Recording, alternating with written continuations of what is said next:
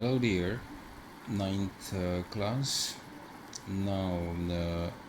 آج ہم unit number 7 کا سٹارٹ لیتے ہیں، لیکن سب سے پہلے اس کے ورڈس میننگ آپ دھیان میں رکھیں۔ مسجد سلطان احمد، یہ یونٹ نمبر 7 ہے، اس کے لیے آپ ورڈس میننگ سب سے پہلے اس کو سمجھیں تاکہ باقی آپ آہستہ آہستہ پھر ٹرانسلیشن کی سمری میں بیان کر سکوں گا، اس کو آپ انڈرسٹینڈ کریں اور کویشچن آنسر میں آپ کے لیے آسانی ہو جائے۔ تو اس طرح یہ سلسلہ چلے گا۔ تھوڑا سا ہر پیراگراف کی تھوڑا سا میں آئیڈیا آپ کو نشٹل دے دوں گا، باقی آپ کچھ ساتھ ساتھ یاد کرتے جائیے گا۔ جیسے ریمین میں نے ہوتا ہے باقی رہنا، رہنا۔ ایلومینیٹ میں نے روشن کرنا، بوتھ میں نے دونوں، سٹویٹ میں نے واقع ہونا، بالکنی بالا خانہ، بالکونی بھی کہتے ہیں، جیسچر میں نے اشارہ، ڈیوائن میں نے الہامی یعنی اللہ تعالیٰ سے متعلق، ہیومیلیٹی انکساری، کارو کندہ کر کے، کسی کھود کر کسی جگہ پر نقش بنانا، اسے ہم کہہ دیتے ہیں یہ امپریسو، متاثر کن، انٹیریئر میں نے اندرونی، ایبولوشن میں نے وضو، سپلینڈر میں نے شان و شوکت، شان و شوکت، سکسیسر میں نے جانشین، رائل میں نے شاہی۔ جی آگے نیکسٹ ہے مسجد، مسجد ہو جائے گی سمبولک میں نے علامتی طور پر، ورس میں نے آیت، اسپیشس میں نے وسیع، میگنیٹیوڈ میں نے قد و قامت، فیسلٹی سہولت، انٹریکیٹ پیچیدہ، اسکلپچر میں نے وہ مجسمہ سازی کرنا، امبیلش میں نے سجاوٹ سجانا، کنسٹرکشن میں نے تعمیر، سیرمنی میں نے تقریب، میجسٹی میں نے جاہ و جلال، روب دبدبہ جسے کہتے ہیں، ریپریزنٹیشن میں نے اظہار، اور ڈیولپمنٹ میں نے ترقی اور بہتری، انفارچونیٹلی بدقسمتی سے۔ یہ کچھ الفاظ ہیں جو موسٹ امپورٹنٹ ہیں، اور بھی ہیں لیسن میں، لیکن آپ اسے یاد کر لیں میننگ کے ساتھ، اور توجہ سے یاد کیجئے تاکہ یاد ہو جائیں، اور تاکہ سمری اور کویشچن آنسر کرنے میں آپ کو آسانی ہو جائے۔ اوکے ڈیئر، یہ مسجد سلطان احمد جو ہے یہ استنبول کی بہت ہی مشہور مسجد ہے ترکی میں، اس کے بارے میں یہ لیسن ہے، اس کی انفارمیشن ہے آپ کو کہ یعنی ایک بہت ہی متاثر کن ہے جو کہ بالکل وسط میں استنبول کے اس شہر میں موجود ہے، اور جس کی تاریخی حیثیت ہے، اور اسے نیلی مسجد کے نام بھی جانتے ہیں اس کی بلو ٹائلز کی وجہ سے، جس طرح کہ پہلے پیراگراف میں دکھایا گیا ہے۔ اور یہ لارجسٹ جو ترکی کی مسجدوں میں سے ایک مسجد ہے جو کہ سلطنت عثمانیہ کے دور میں، جو کہ 1453 سے سٹارٹ ہو کر 1923 تک جاری رہا تھا، اس میں یہ تعمیر کی شروع ہوئی تھی، become the most popular tourist attraction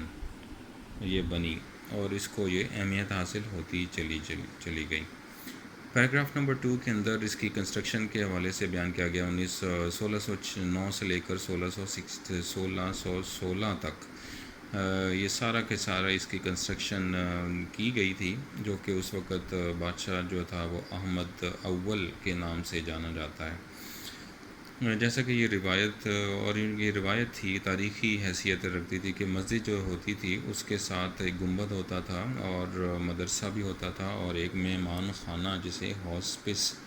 کے نام سے جانا جاتا ہے وہ بھی تھا۔ یہ ساری روایت میں شامل ہے یہ ساری چیزیں۔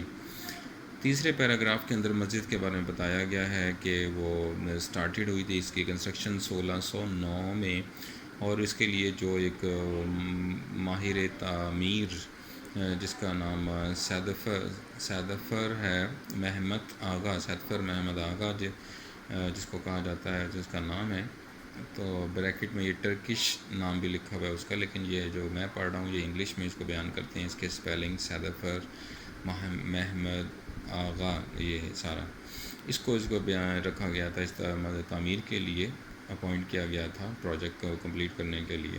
اور اس کی جو سیریمنی تھی، تقریب تھی، وہ 1616 میں منعقد کی گئی تھی، لیکن بدقسمتی سے جو اس وقت سلطان تھا، بادشاہ تھا، اس کے دور حکومت میں اس مسجد کو مکمل نہ کیا جا سکا۔ اور یہ جو تھی پھر وہ جو اس کے بعد یعنی اس کے سلطان کے بعد جو آیا تھا جان نشین، جسے انگلش میں سکسیسر کہتے ہیں، وہ تھا مصطفیٰ اول۔ اس کے دور میں پھر یہ مسجد کو کمپلیٹ کیا گیا۔ اس کو مسجد کو جو ہے وہ نیلی مسجد بھی کہا جاتا ہے۔ پیراگراف نمبر 3 میں بیان یہی کیا جا رہا ہے۔ اس کا جو سٹائل ہے وہ عثمانی دور کے لحاظ سے مسجد بنائی گئی ہے، اور بیزنٹائن جو لکھا ہوا ہے، بیزنطینی، یہ بھی ایک شہر ہے، وہاں جو چرچ تھے اس کی نقشے پر یہ بنائی گئی تھی، مل جل لا کر۔ حاگیہ صوفیہ جو ہے یہ مسجد کا نام تھا، اور یہ وہ یعنی مسلم جو آرکیٹیکچر ہے اس کے اندر اس کو بہت خاص اہمیت حاصل ہے، اور یہ آج بھی بہت زیادہ اپنی شان و عظمت اور جاہ و جلال اور اپنے وسعت کی وجہ سے مشہور ہے۔ پیراگراف نمبر 5 کے اندر آپ دیکھ رہے ہیں، اس کو سارا ڈسکرپشن دیا گیا ہے کہ کس طرح اس کے اندر ترتیب دیے گئے ہیں، وہ وسیع اس کا جو سامنے والا حصہ ہے، اور اس کے اندر وضو خانے کی کچھ فیسلٹیز، یعنی وضو خانہ بنایا گیا ہے۔ ایپلیوشن وضو کو کہتے ہیں، فیسلٹیز سہولت کو، تو اس کی وضو کرنے کی سہولت موجود ہے، اور دونوں سائڈس پہ آرام سے اس کے بیٹھنے کا سسٹم موجود ہے وضو خانے کے اندر، اور فوارہ بھی جو ہے موجود ہے، اور اچھا خاصا بڑا ایک صحن بھی ہے مسجد کا، جو کہ اس کے لیے کافی اچھا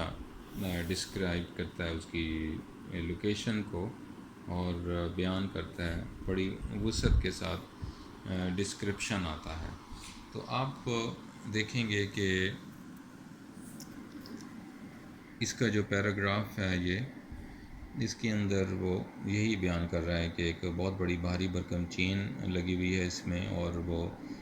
بادشاہ جیسے ہی اس کے اندر سے نیچے سے گزرتا ہے تو جھک کے گزرتا ہے، تاکہ ایک عزت و احترام اور عاجزی انکساری کا وہ رہے، عمل عنصر باقی رہے، اور یہ ایک بہت ہی وہ ہوتا ہے سمبولک جیسچر ہے، علامتی طور پر ایک اشارہ ہے کہ اللہ تعالیٰ کے دربار میں جب آیا جائے تو بادشاہ نہیں بلکہ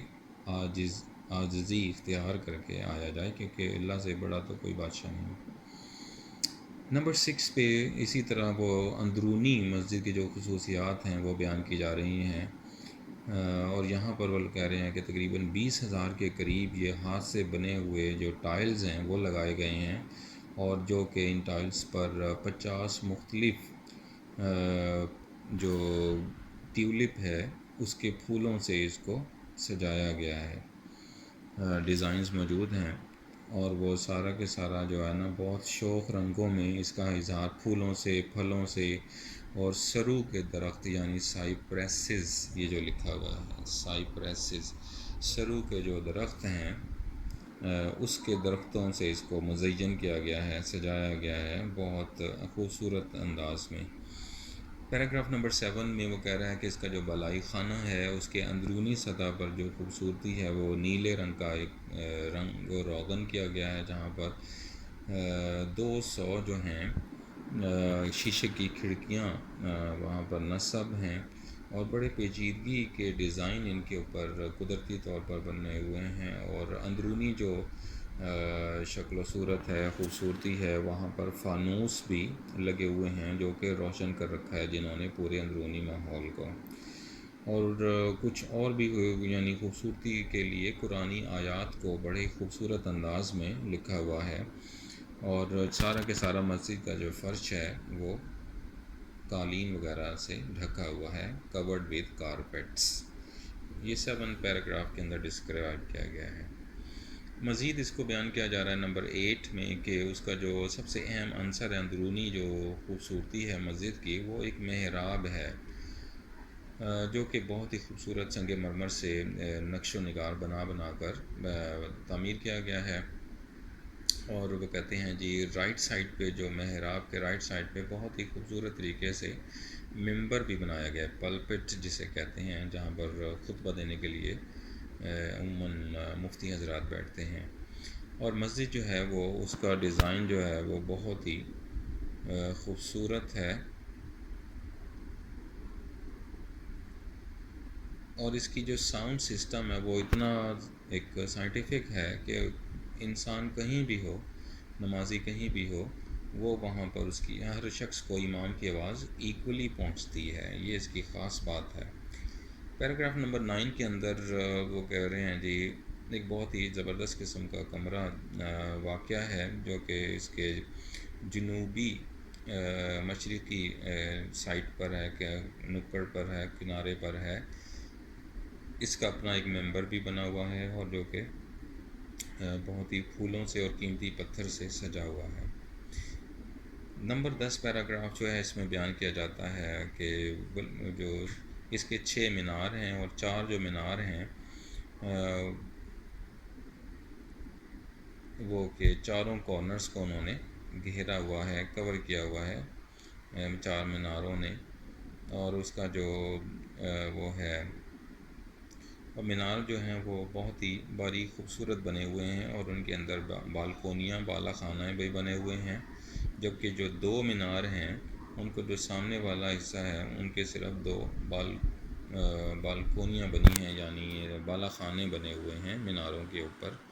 اور بہت ہی خوبصورت یہ منظر جو ہے آپ کو دیکھنے کو مل سکتا ہے۔ جب بھی کبھی آپ ادھر جائیں تو آپ اسے دیکھ سکتے ہیں، اس خوبصورت منظر کو۔ جیسا کہ آپ کو بتایا گیا ہے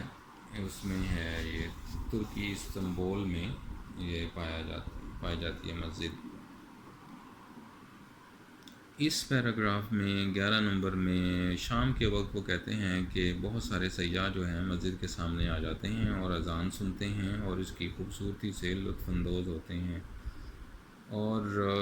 اذان جو ہوتی ہے اس کی جو آواز ہے وہ انتہائی مسحور کن ہوتی ہے، جو ہر کسی کے دلوں کو متاثر کر دیتی ہے۔